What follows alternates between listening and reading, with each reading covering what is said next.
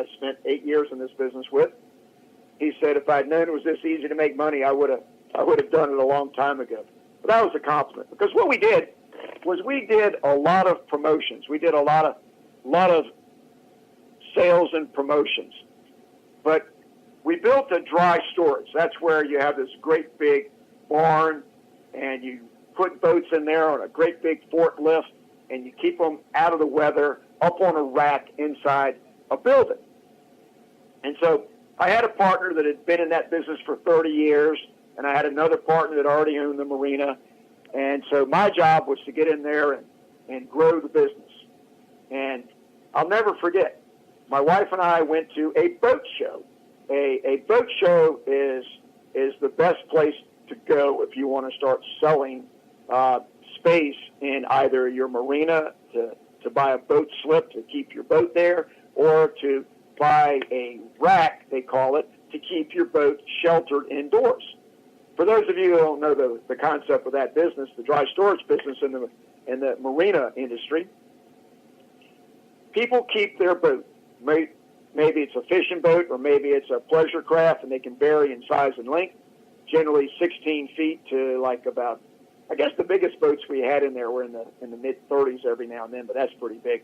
But the sweet spot of the market were boats that were probably 24 to 32 feet, and they had different heights, and they needed more space vertically to be able to put them up in there. Well, the point of the story is this. When I got everything lined up with my partners and the capital resources and the banks that were going to be involved, my wife and I went to a boat show and had a booth. And the marina dry storage was not going to be built for probably about 8 months, and then it wasn't going to be available for occupancy for about a year. But I had to sell space in order to prove to my bank that there was a market there, that people were going to be buying. Well, so we took a lot of pictures, and we wrote a lot of copy, and we started selling at a boat show. Well, hey, some people know how to sell swampland in Florida. I haven't mastered that technique yet, but I do know how to sell certain things. And so what we did was, I found people that wanted to be in the location where the marina was. And so I already had people that I knew would like to bring their boat into that geographical location. So I had that plus going for me. And I had to be able to convince people that we were going to be a state-of-the-art, high-quality facility. And I established what the prices were going to be once we opened. So at the boat show, I gave an introductory price that was an incredibly low price, but it was only for a short time. And I also did a drawing where everybody that came to the booth at the boat show filled out their name and information. So I started building a list of potential prospects that I could customers that I could go back to at a later date and solicit them to see if they want to bring their boat to me or move their boat from another place to my marina dry storage. And I had a drawing, and we gave $1,000 worth of fishing rods and other equipment and things that boaters use, fishermen use, and it was almost like a joke. I had one person that you had to sign a contract to get in the drawing. So I gave this one person, my first customer, I gave him the most incredible deal imaginable, and he won $1,000 first prize, because by the end of the day, I told him, this is how I closed the sale. I said, hey, let me just tell you something. I want you to get this contract, and if you sign the contract, you're going to win first prize, because you're the only one that's going to be in the drawing. And he thought about it and thought about it and thought about it, and he came back and he did it. So I got my first customer, so I was up and running. Well, then my goal was to get my next 3 customers, and I got that in a short period of time. And then I wanted to get up to my first 10 customers. And I kept setting my sales goals like that. I got my first customer, that's all I cared about. Then I got 3 customers now. So now I'm talking like, hey, my business is growing. Then I got 10. And then after I got my first 10, Then we were going to be opening up within a month or two, so I had a grand opening special. And then I got up to past 50, then I hit 100, and I got up to where I had that full dry storage filled up a year early. And it was doing beautifully well. But that's how you have to approach your business. You have to look at every sale as critical and important. You've got to give your customers great service. Now, once we got the marina dry storage up and running, then we had a big challenge, and this is how we really got successful. In the marina business, there is one thing that's done at most marinas across the country. They have fishing tournaments, and you've got these fishermen that are basically like professional fishermen, and they will enter tournaments all over the place at different marinas, and you've got some fishermen that are the top dog. They always win.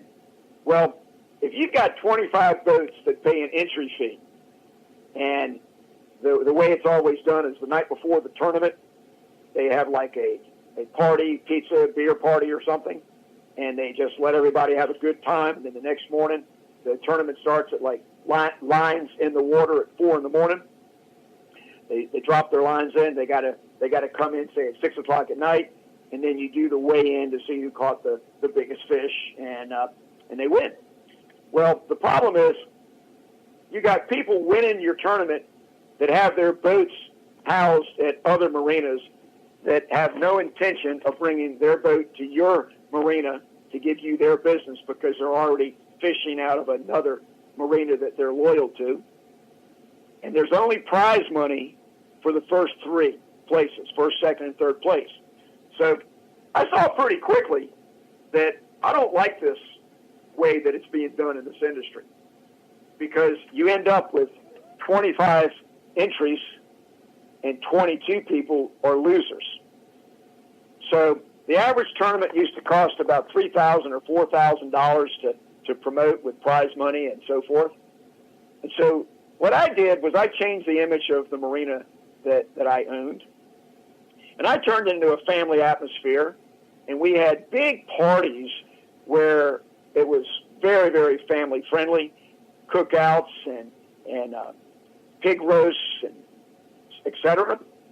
And then we had a fishing tournament for kids where everybody got prizes, everybody won. It wasn't based on the number of the size of the fish you caught. It was based on the number of fish you caught, and we had age categories. And I did something that's a real oxymoron in the industry. It was an honor system.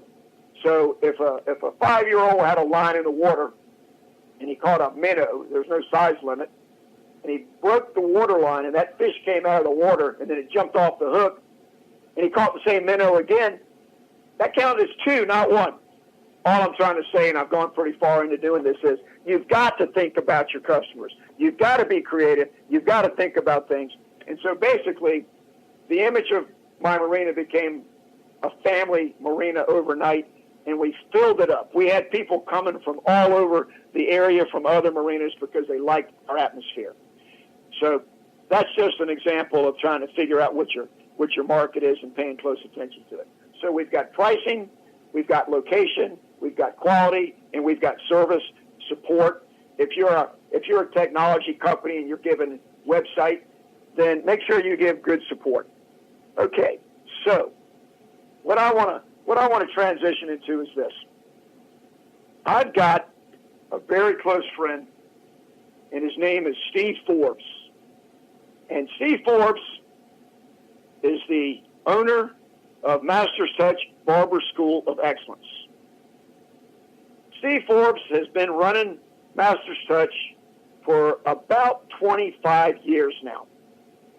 But what I want to tell you about Steve is he is just one godly, hard-working, focused man. Before he started his barber school, and he's got a partner named Fred Cameron. Before he started the school, he and Fred were both incarcerated for 5.5 and 6 years apiece.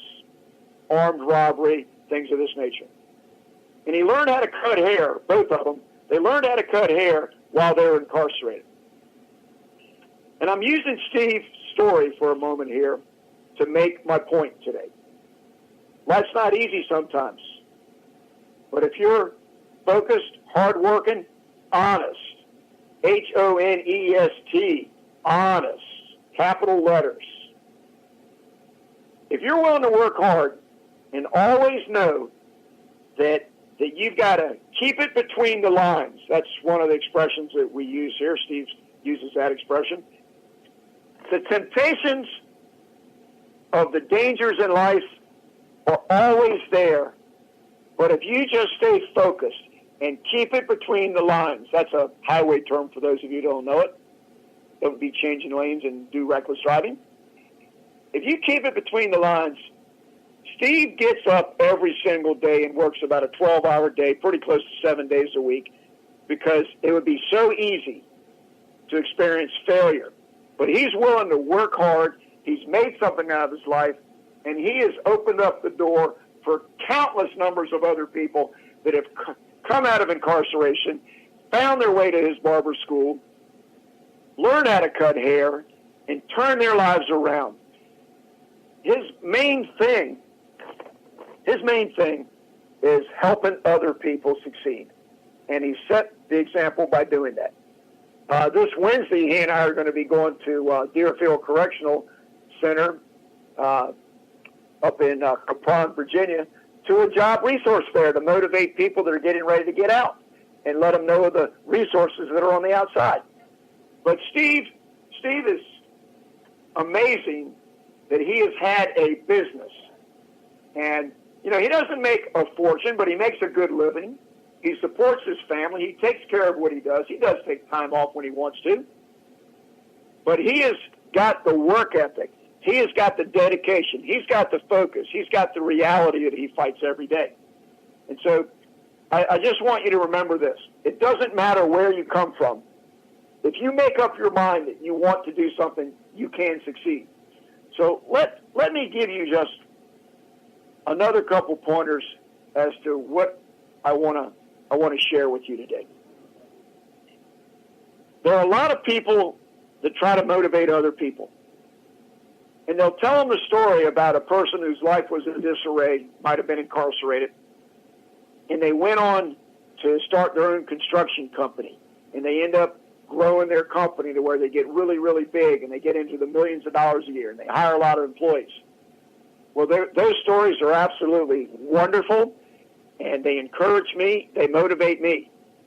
But I'm more into Steve Forbes' story, a guy that has basically understood what his opportunities are and his options, and he's found a way to achieve success, but his goals weren't to make $1 million a year.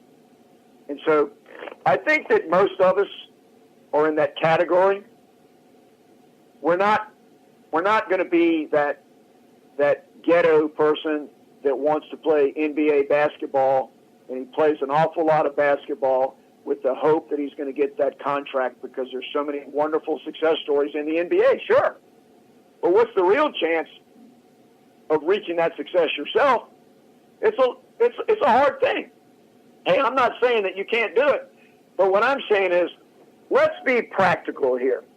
Let's use the method that I'm trying to teach you.